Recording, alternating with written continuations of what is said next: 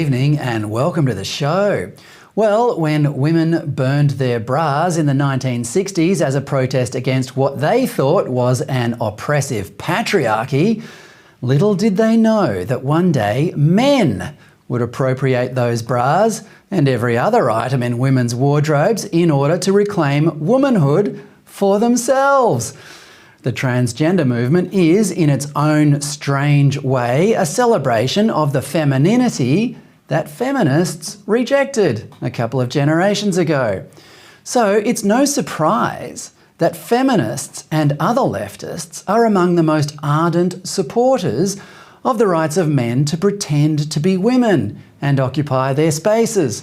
When women's rights campaigner Kellie J. Keane toured Australia in March, arguing, among other things, that men should not be allowed in women's bathrooms and change rooms, Australian feminist Jane Caro tweeted this: "Apparently transphobes are absolutely obsessed with toilets. I am having the most bizarre conversations." Obsessed with toilets? No, they just want to use them without sharing them with men. That's not an obsession.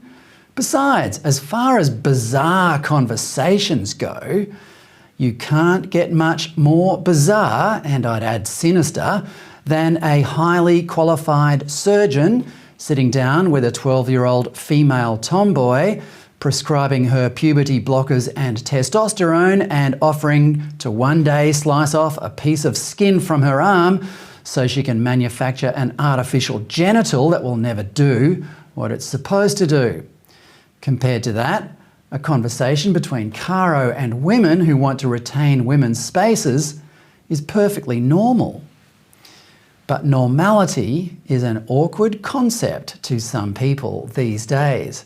As I said last week, to leftists, normal is a catastrophe and catastrophes are normal. They despise all the traditions that made this country so free and prosperous and embrace every implausible imaginary apocalypse as if they are inevitable, and in the process teach generations of young people to become hopelessly paranoid and pessimistic.